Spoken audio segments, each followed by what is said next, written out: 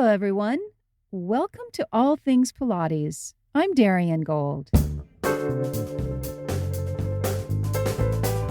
Arms come down. Make sure that front leg is bent and reach up, up, up, up, up. Good. And again. And exhale and deepen your exhale as the carriage comes in.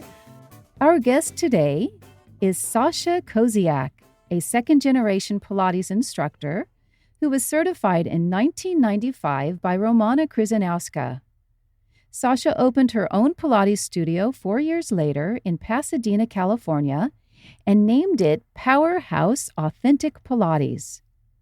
Sasha's classical training attracted many students who were learning about the physical and mental transformation the Pilates method offered. Between running a successful studio and raising her 2 boys, Sasha felt happy and fulfilled. Though, as the months turned into years, she struggled with handling it all. She tried to remain positive and energetic both at work and at home, but by year 11, she finally accepted she had hit a wall. Something had to give. So she closed her studio and took a job in the fashion industry, and later became certified in cardio bar. Cardio bar provided income and a way to exert her unused energy. But this form of exercise came at a cost: injuries. Sasha began sustaining injuries like never before, and she knew there was only one remedy: Pilates. Sasha is here to talk about what it was like for her to hit a wall and walk away, only to return more focused and determined to share the classical Pilates work she still possessed in her mind, in her heart, and in her body. Sasha says what she's learned from both her departure and return to Pilates can be applied to anyone who experiences burnout. Zooming in from Los Angeles is Sasha Koziak. Hi, Darian. It's so fabulous to see you, Sasha. Thank So you. great. Thank you for coming on to the show today. Thank you for having me. Well, before we delve into the burnout you experienced and your decision to close your studio, let's just start at the beginning of your Pilates journey. How did you discover the Pilates method? Oh my gosh, I was so young, Darian, but I was living in Vancouver, British Columbia. My husband at the time was going to film school, and I had been a professional dancer in LA, so I was trying to figure out what I was going to do next.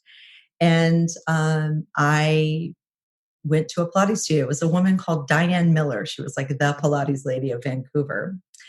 And she had a really interesting way of teaching. The first Pilates session I ever took, the woman knelt down next to the reformer, and she got me laying down on the reformer, and she spoke and told me, what she wanted me to do. She didn't touch me. She didn't she didn't put straps on nothing. And she's talked me through the whole thing. And basically they wrote it down it was kind of like the little cards we've used before. And every day you would come for your session, you would pull your card, go to your own reformer, you would reserve your, and that was my introduction to Pilates. And every now and again they would, teach you a new exercise. And I started at that studio. What was it about, though, Pilates in general that got you hooked? Well, immediately coming from a dance background, it was just, I felt like it just was an immediate no-brainer. It just went like my body just understood Pilates, and there was just an instant, oh, this is great. It's like, getting to study ballet, but you're so much more in depth. That core works. All I could think every single time was, oh, I wish I had been doing this while I was really professionally dancing. And that was part of what was missing from my dance training, really. I know a lot of dancers say that. So. Yeah, I think all of us do. Yeah. How did you find Romana? So I wanted to study with that woman because I didn't know anything about Romana. I didn't know anything about anything. I was up in Canada and I got pregnant, and they wouldn't take me in their program. They just thought, you're pregnant and you don't know what you're doing. And I was also very young, and I couldn't understand why they wouldn't take me in their program, but I guess I was pregnant. So, I'm so grateful they didn't, because that sent me on a research journey. And I researched about Pilates and what it was, and it led me to Romana. And then I wanted to go to New York and study with Romana directly. But I interviewed people. I called a few people because there was a center in Seattle at the time. And when I called, I can't remember her name. I don't remember who it was. Not Lori Coleman Brown. It might have been.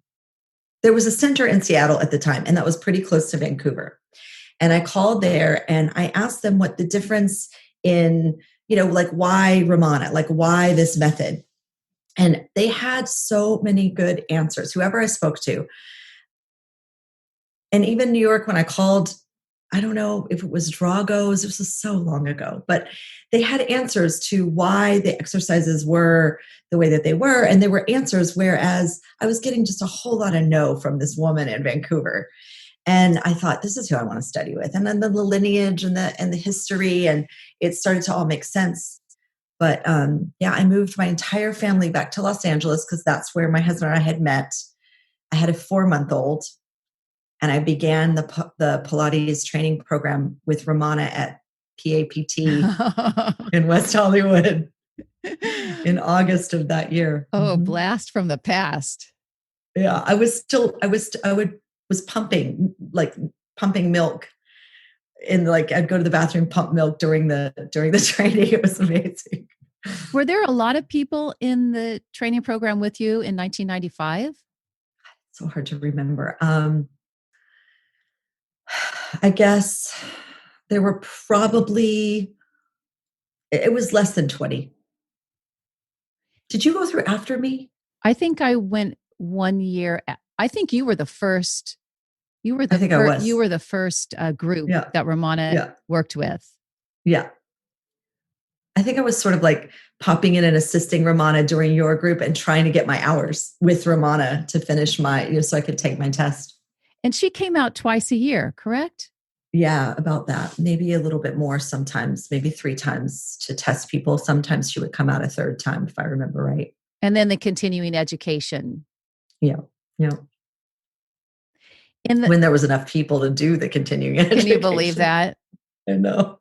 I remember our program right after you, there was some kind of drama or something. Gee, what a surprise. Sounds familiar. And there was no place for us to do our hours in Los Angeles at that time. Yeah. I don't know. Did you do your hours at PAPT?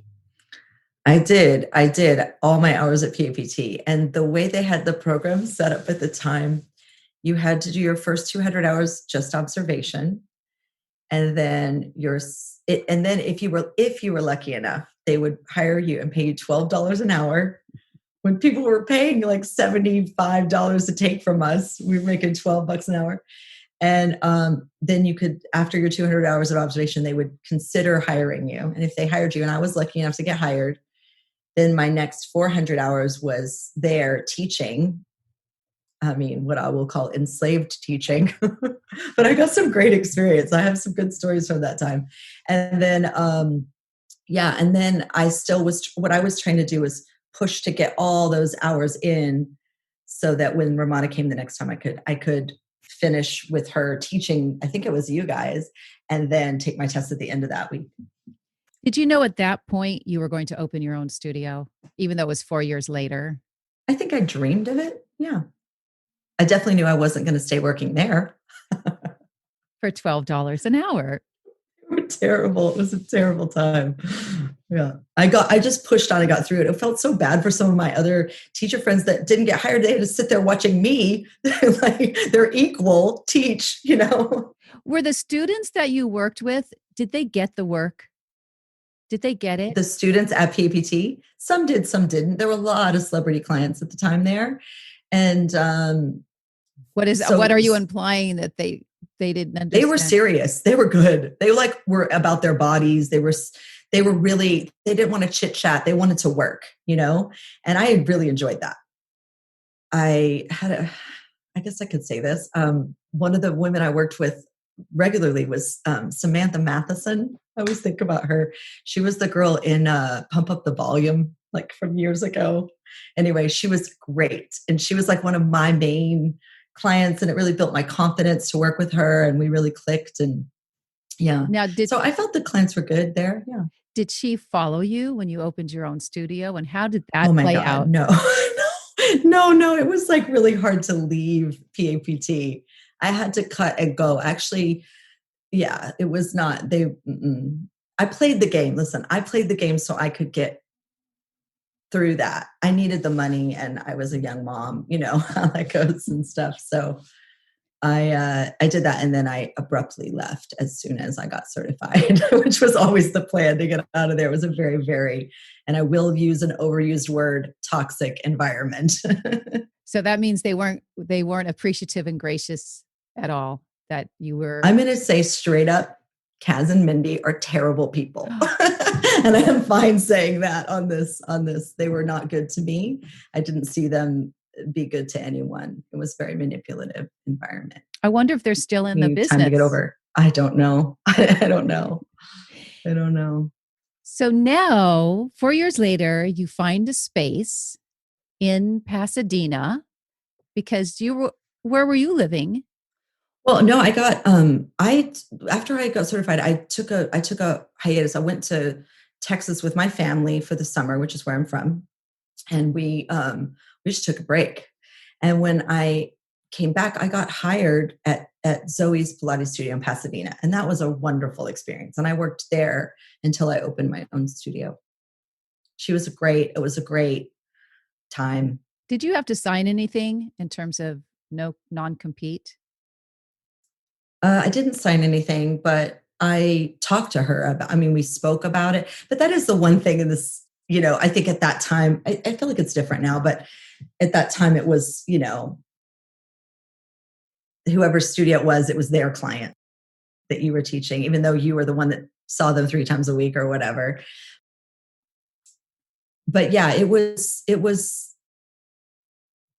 we would just say, oh, she agreed to like these 3, 4 people. I think I could ask 5 people or tell them where I was going.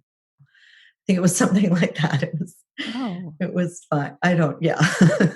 But I taught there for a while, and it was a really positive experience. I was during that time I got pregnant with my second child. I was wondering when that second time. Yeah. Okay. Yeah. Okay. So now you've had your second baby before you open your studio. Are you pregnant? I had just had Bennett, my second child. And he was, when I opened my studio, he was, like 5 or 6 months old. Yeah. Wow. You took on quite a responsibility at that point. I had a lot of energy. I was young. Yeah. Can you take us through how you solicited clients and what was your overall vision for your studio? Maybe something that you saw or didn't see at PAPT or even at Zoe's, something that you said, oh, I know when I have my space, it's going to be like this. Sure. Yeah. Those are good questions. It was certainly led by, you know, if you want, I wanted to, it's a tough question. I guess I was ready to have my own studio. I'll tell you this. Zoe and I really talked about becoming partners. She just wasn't ready. And it would have been a great partnership. But you know, when I don't know if you've ever been married, Darian, I don't know. But when you're in a relationship, you've got this, I had this partner that had his opinions and viewpoints, and they didn't always line up with mine. But at the time, that's where I was going. I was seeking counsel of my husband. And I might have made different decisions had I been on my own and waited a little bit longer for Zoe to be ready. But also one thing flowed into the other. I discovered this house that to rent it was a commercial residential property. So to rent the house, you had to have a business out of it. And it was in this perfect location. And it was so set up to have a Pilates studio and a home. And it just made so much sense that that's kind of the push that got it. And then also that I really wanted to name my studio Powerhouse, and it was a house. So that also kind of like made me feel, and we made like the logos sort of the same as the roof line of the house. I remember. I was into that vision. And I guess I got my clients mostly because of the schools that my kids were going to. There wasn't a ton, Pilates wasn't totally saturated in Pasadena where I was yet. I watched it get there. Yeah, I got my clients mostly from my kids' school and word of mouth. Like one client would lead to the next one, would lead to the next one, would lead to the next one. So that part wasn't so hard. And I will say this, and I wanted to mention this. Brooke Seiler's book, The Pilates Body, came out right around when I opened my studio. And she was so great to list everybody that had gone through Romana's program in that book. And I technically was in Alhambra. My address was Alhambra. So I was the first one. And I think she even went on Oprah and talked about it or something big like that, Brooke. And so whenever that interview would get shown I would just get phone calls. And so that was really cool. And I remember calling her and like trying to get a hold of her and just thanking her. And the one time I got to meet her, just telling her how I just thought that was such a gift. Yes, yes. Just curious, I personally do not recall. Do you recall in your certification program anyone talking to you about how to open a business, how to make your studio profitable? No, I don't think that was part of Learn bodies. Yeah. Yeah. We had to And I mean, we had to figure it out. We had to figure own. it out. Yes. Yeah. Let me ask you, when you walked away from your Pilates career after 11 years, it was rough, I'm sure, that at that point. It was. But you segued into the fashion industry, which has also been part of your life. But Yeah. tell us about that. Well, my husband, I say at the time like I have another one, but my husband at the time, it's because we're not married anymore. His sister worked in the fashion industry. So when we moved back to LA, like I say, I was making $12 an hour. It wasn't. So I would work. I went to work for her. She worked in fashion at the California Mart and ran the fashion office there. And so I got all my training in fashion on the job. We did all of the markets that went on and all the fashion events and fashion shows. So it was about 5 times a year. I'd make a nice chunk of change and it wasn't too much of a commitment. And it really worked out well until the fashion office closed. And then also in that 11-year period, part of the decision to walk away from Pilates did have to do with my marriage ending. It was just a lot to keep up with. And how I got into fashion kind of again, or more seriously, is I had a client.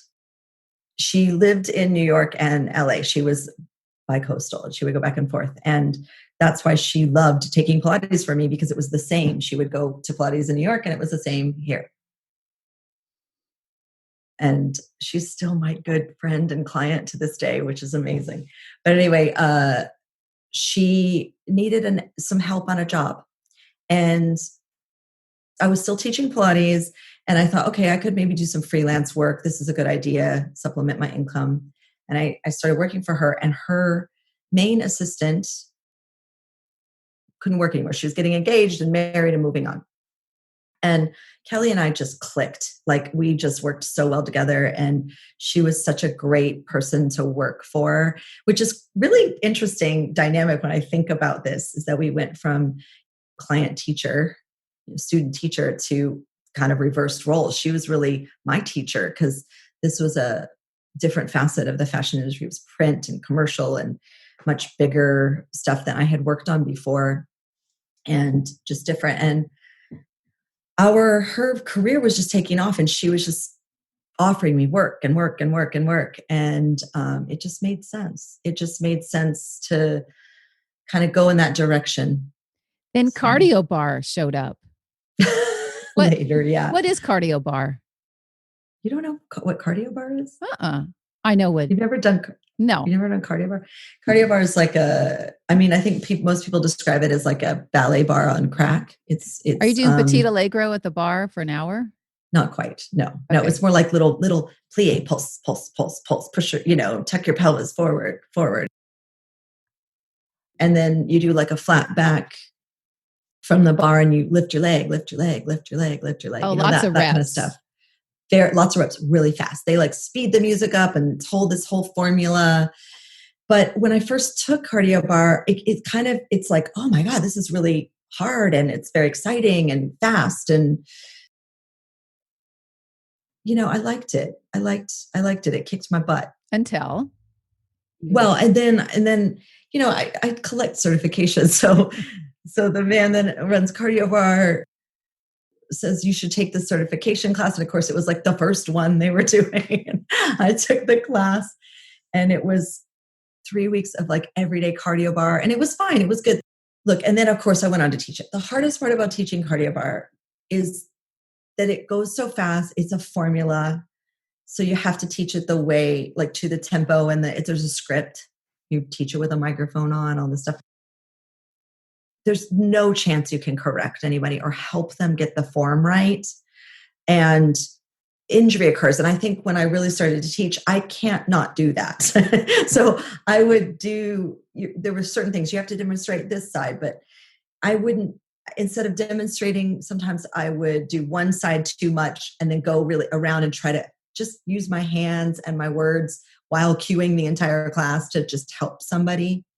And I just didn't want people to get injured, which they do in cardio bar. And for me, it became a hip flexor issue, which I'm going to tell you to this day, I still have to work on. That began at cardio bar. It's just too much on the tightening area there, on and the not flexion, enough stretch on hip and knee flexion. Yeah, and not enough to stretch it out. There's not enough warm up, not enough cool down, that kind of a thing for that type of, because it is a cardio workout. Who created this? I don't want to talk about it. Richard Giorla. It's fine. A lot of people love cardio bar. And I think that if you know what you're doing, you can probably keep yourself okay, but it shouldn't be something that you do all the time. It's not a complete system. It just isn't. It's not a system. It's not a system. Yeah. Well, speaking of systems, do you ever recall any of your clients sustaining any type of injury when you were teaching them Pilates? No. Do I recall? I mean, I definitely remember people coming to me injured at various studios injured from having taken Pilates. Even, someone say, well, I don't know. I got this neck injury from, and it was always just because they didn't know what they were doing, or it was a class or something like that. So, but do I remember anyone getting injured because of Pilates? I don't recall that. Hey, podcast listeners. I hope you're really enjoying my interview with Sasha. We'll get back to it shortly, but I wanted to take this chance to invite you to a special Pilates group class. September is my birthday month, and for this year, I'm giving a complimentary Zoom class. All you have to do is email Darian@dariangold.com, and we'll put you on the birthday list. Now, back to my interview with Sasha. What were your first signs of burnout? I really thought about this question, obviously, because this is what we're going to talk about. And I think there were really 3 things that contributed to my burnout. And one of them, in the beginning, it's like, how you can see the red flags laid out, but you kind of go, I mean, that's a red flag, but I'm just going to keep going. I really can see that I did that. And I feel like some of it was allowing the client to take over the session. This is a hard thing to say, but really allowing the client to take over the session is something that if that got too much momentum, and then it became more of like, I'm just someone for them to vent to or rattle. And like they're doing their, footwork, and then they go, okay, what's next? And then I'm trying to tell them, and then they're just getting back to their story while they're doing the 100. And you're like, no, they're not focused in at all. But So if I could go back and as I go back and do things differently, I stay focused on the work now. But but letting even just a few clients, and I would dread teaching sometimes because like I didn't know how to bring the dynamic back. I didn't know a lot of the things that I know now, and then I would look so forward to the clients that were really focused on Pilates and really wanted to learn it. And those would be the clients that got me through my day. But I wish I had taken, that was one thing. I think that definitely contributed to my burnout is just feeling like I didn't know how to take the power back, I guess, in a session. And then I think the other thing was the monotony is feeling like I had to be this good teacher for Romana as though somehow she was watching or Joe from beyond was, and that I wanted to honor that, this is Pilates. It's the authentic way. And I'm going to make sure that this is the order. And I was really, That's how we were taught though. We were taught that way. Yeah. And I really took that to heart. And I thought that it made me, better than other people. I thought it's like, this is what makes me better. And, and I guess, look, I still really honor it. I'm pretty much a stickler and I do stick to it. But there have been things that I have learned, that I'm sure we'll get to a little bit that have made me realize that the intuition part of myself as a teacher and knowing how much I respect this method and how much I know it. And it's so much a part of in my body or whatever you want to say, that I can use that a little bit more, my own intuition and working with who's in front of me, because I do think that's truly what we're best at. And I think the third thing, and I'll just say quickly, that contributed to my burnout was running a business. It's wearing different hats, having to be the person that does everything and needing just, whenever I think about the fantasy, like what made me go ahead and go, I got to get out of here. It was just craving partnership, business partners, somebody that held and had a vision, even if it didn't align with mine, just somebody was like, I want to do this with you and we're going to do this together. You needed support. I needed support. Yeah. It's rough. I did the same thing. Yeah. Did you? Oh yeah. I opened my studio in my home in 1996. And my second studio or third studio commercial space in Hollywood. I was there until I think 2014. You came to my studio. I did. I loved that. I have a memory right now of you teaching someone stomach massage, and you stood in front of the foot bar and you kept having your elbows open out to the sides more to get the person in stomach massage one to understand that position. That's hysterical. I see that in my mind. Yes. That's cute. And so you did hit your wall and you did step away. Yeah. How did it feel knowing that you didn't have Pilates really in your life? At first, I'm honestly, it was a relief. There was some relief, just like I was my business at that point was struggling. My marriage had ended. My business was struggling. I was going through some depression. And I felt like, I wasn't being the best version of myself. I wasn't being the best teacher. And again, I didn't know how to handle it differently. Maybe I could have closed for a couple of weeks and just taken a little mental health time. And, I just didn't know what to do. And really what I needed was more consistency in income, and the sort of like the universe just provided that with this client saying, hey, come and do this. And so at first I felt relief. And I think I told myself things like, this is what I'm supposed to do because this is the thing that came along. And I think I did that for a while and sort of justified, well, that was a chapter of my life.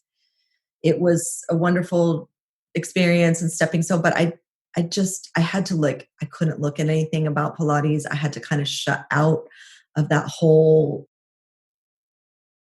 I knew that it tugged on my heartstrings to think about. So I tried not to. What about your clients? Were they freaking out? Well, what's interesting is that I had taught my husband to teach Pilates with me.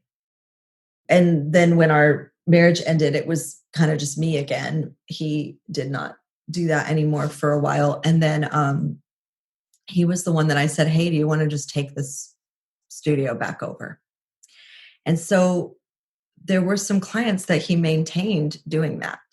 But I also think that his heart was never really, it was in it. I mean, he gets the work and he loved it or whatever, but he didn't go through all the stuff that we went through, and I just think that he was sort of doing that for the time being, perhaps, but I don't know. He would have to answer to that, but I'll just say that he kind of kept some of them. So they weren't totally dropped, but there weren't that many left at that point. And your apparatus. And it went, yeah, Oh no. Did you sell it off? No, I gave it back to him. He kept it. He kept it. He just kept it. And he had it until, I know you can see in my back corner, until I got my reformer and my chairs over here back just like a few weeks ago. From him? Yeah. Was he holding them hostage? No, he was just holding on to them. Oh, okay. What about your Cadillac? He's still got it. I don't have space for it yet, but I will get it back. Oh. He's got space for it at his place. So I had, at the time that I moved, that I quit teaching, I had my studio in a little loft space in a dance studio in Pasadena. So he took that over. And then when he moved into a house that he had all the space, he brought the equipment there, and still, it really just sits there. He still taught a few clients here and there. Oh my God. People listening going, oh, an unused Cadillac. Right. What I could be doing with that Cadillac. I go over there and I use it. It's a Grotz Cadillac. It's gorgeous. Oh my goodness. No, I'll get her back. Yeah, I hope you do. I will. She needs you. You need her. Yeah, no, I know. Nobody, we're still in full lockdown here in LA, so nobody's really using any of their equipment. Unbelievable. You're lucky to have your reformer right next to you and your chair. I know. Keep you sane. Yes. What will you share with our listeners? What has been the most significant thing you learned after you left Pilates? What was the most, perhaps a life-changing moment or revelation that couldn't have happened if you stayed in the Pilates zone? Okay. I feel like going away and really trying to kind of like put it as all the stories I was telling myself about that this is in the past. When I started to sustain injury just from life and having, being a dancer, that even if I would take dance class or whatever, just having I've always had some knee issues, which is what Pilates really helped me, realizing that the time in my life when my body felt the best was when I was teaching and doing Pilates regularly. And I could say, oh, well, I was young, which is what I would say, but I wasn't that young, I was through a period of time. And then if I ever hopped on a reformer just for a minute, it would feel like coming home. I understand and those things. But I think the moment that really was a turning point moment was I was just at a play reading and I ran into, do you remember Alicia? Yes. Okay, yes. I ran into Alicia because she circles in the same circles as me in this area. And I hadn't seen her in years. Well, maybe I'd run into her here and there and hi, but this moment we ran into each other, and it was right when Romana had passed away, right after Romana had passed away. 2013. And we were talking about that, just that Romana had passed away. Was it 2013 or 2015? I can't remember. No. It was 2013. I think in August, I think. Yeah, it was probably fall, October when I ran into Alicia. Okay. We were talking about that, and she's continued to teach. She has a studio, in her home. And she taught a lot of the people that I used to teach and stuff like that. Anyway, we were talking about that, and I don't even know if it came up in that conversation, but Lucy is such a lovely person, it's so easy to talk to, and it just feels like a colleague. But after I left that play reading, I remember thinking, oh my God, Romana's gone now. I felt like I had a responsibility, that I had all this knowledge and all this information I could be sharing that I wasn't sharing. And it started to wane on me. And I started to feel like, wow, what am I doing? I was a little bit, fashion never felt like a total click for me. It was something that came really natural to me. It wasn't ever, it just was there. And I do have some passion for it, and there are some things that are there, but I definitely am kind of one of those people that's always sort of searching and seeking for like where I'm going to land. I've kind of accepted at this point that's just who I am. That realization that, wow, I have a responsibility to carry on this work it hit me at my core. And eventually that pull is what led me back. And it was first I started teaching at a studio in Pasadena that was not a classical. I mean, there's a whole movement of classical Pilates where they sort of do the same thing that we do, but it's not the same thing. Like some of the exercises are the same, but they're doing it on balanced body equipment. Do you know what I'm talking about with this? Not really. Are you talking about Balanced Body's Contrology line? They have a classical line now. No. I mean, they're contemporary. They have. I mean that people call their certification classical, or when they say they teach classical Pilates, but I've learned that is not the same Pilates that I teach. That is the buzzword, and it has been for a while. Okay, so maybe they're just buzzwording, but anyway. So I went back, and the one of the reasons I didn't go back a lot was I didn't know how to work on a 5-spring reformer. I don't know what that stuff is, all those adjustments. Everything moves around, Cadillacs that convert into reformers and yada, yada, yada. And I just think about Romana every time I think about that, because she just like hated all that stuff so much. And she just hated anything that like moved around and adjusted. And I think I definitely take on that. But I was like, all right, I'm going to loosen my grip here. Let's just go back and put a toe in the pond and see how this feels, you know? And I'm like, I can figure out how to 5 springs work. So I did. I worked there. And Darian, oh my goodness, one client says to me one day, teaching her, one of the first people I taught, talking her through the 100 on the reformer, and she gets finished with it, and she goes, "Oh my God, that felt so good. I haven't done that in years." And I go, "Because you've been away from Pilates for years?" Or, she's like, "Oh no, I've been taking here for years. I'm in at a different street." Like she had never done the 100. I'm like, then you're not doing Pilates. Like if you're not doing the 100, you're not doing Pilates. That's a great tagline. Right? Nobody knew the series of 5. Nobody did any mat work. So I kind of became this teacher that people would dread because they like the watered down stuff. People like that watered down. They like the weird. There's some kind of crazy thing that goes like all these watered down sort of. And then I got up on my high horse and I was sort of saying to myself, this is so interesting. I was trying to be curious and fascinated about it because you've got people using the spring equipment and they're just making things up that are based sort of in Pilates, but they're doing exercises on Pilates equipment, but they're not Pilates exercises on Pilates equipment. Does that make sense? Completely. I kind of go back in my mind to like the whole idea that Sean Gallagher, and I don't necessarily, I'm going to say I support whatever he was trying to do, but I do understand that he was trying to say, look, this is based in Pilates. This is Pilates based. Unless you do this, that is Pilates, and of course that didn't work out for anyone, but I get what he was trying to do because everybody says that they do Pilates or that they teach Pilates.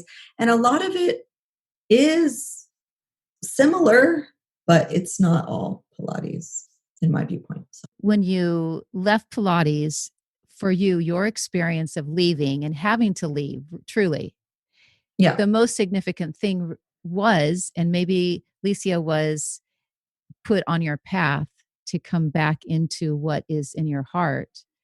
But it must have been a profound moment to realize, oh, no, this is what I'm destined to do. This is why I sought out Romana. This is why I stuck through it. Yeah. This is why I knew at some point I would have my own studio. And now you're back teaching the work, but from a very pure, unjudgmental, maybe less rigid way, because you've matured and you had to go away.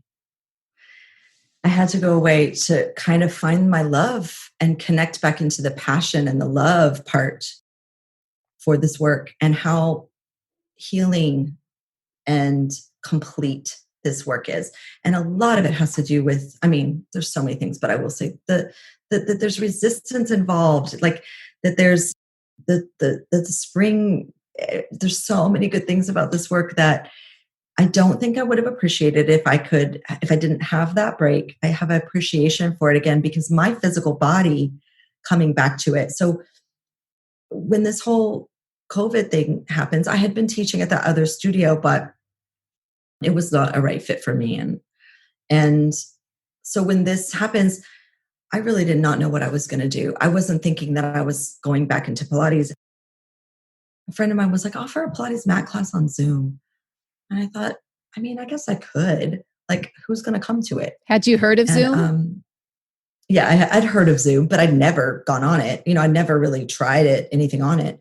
I mean, I'm pretty much a Zoom expert at this point. Do you know that after today's class, it was 97 Pilates mat classes I've taught on Zoom? Fantastic. And done. Because now, I'm like, and it's like, the creativity to it. Yeah. I mean, I've been teaching 5 days a week at 11:30 on Zoom every day. Fantastic. I know. Sasha, in closing, in terms of this experience of being burned out and all that entailed, do you have advice for those, maybe they're not even Pilates instructors, maybe they're yoga instructors, maybe they have an office job, but when someone starts to feel they're out of sorts and their heart doesn't feel good, do you have any advice for those who sort of feel stuck? Yeah.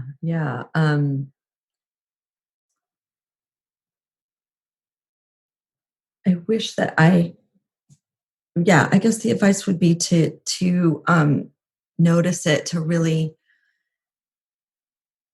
take a pause if you can, and search to see what's important to you.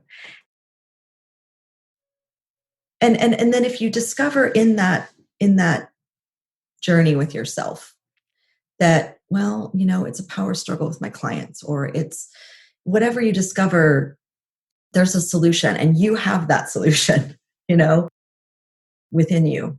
And, whether you write it out or talk to a really good friend that's actually a very supportive person in your life that can just listen and help you connect back into your own truth. I think that's the most supportive thing anyone can really do for another person, is just help them find what's true for them instead of like telling them, oh, do this, oh, do that. I think at those times I was easily influenced by, this is the best thing for you to do right now. And I was listening to the voice of others and not finding my own. So it'd be taking the time to see if you can find your own truth. I love it. Pretty cliche, but no, it's true. I love it. Sasha, thank you so much for your time. How can people reach you? I'm at Authentic Pilates with Sasha on Instagram and Facebook, and that's probably the best way to find me. The other thing I wanted to say, because you asked this earlier about clients, I have a handful, 5 clients that all took with me. Some of them even back from Zoe, but certainly from my first studio that I had, Powerhouse, that are on this Zoom journey with me. I love it. One of them is 86 years old and turned 86 during this fantastic. COVID. She's lucky to have you. Thanks, Darian. Thank you. It was great to talk to you. Okay. If you're appreciating this podcast, why don't you give me a little love and write a review? It really helps others find the show. All Things Pilates is produced and hosted by me, Darian Gold. Podcast production is provided by Audio Ephemera. I'm Andy, the audio engineer for All Things Pilates, and I'm also a student of Darian's. My Pilates practice has strengthened my core and, more importantly, given me a new awareness of my body and its abilities. Darian doesn't hold back, but it's fun, and I always leave my sessions feeling energized. And I'm not the only one. Darian is more than just a teacher.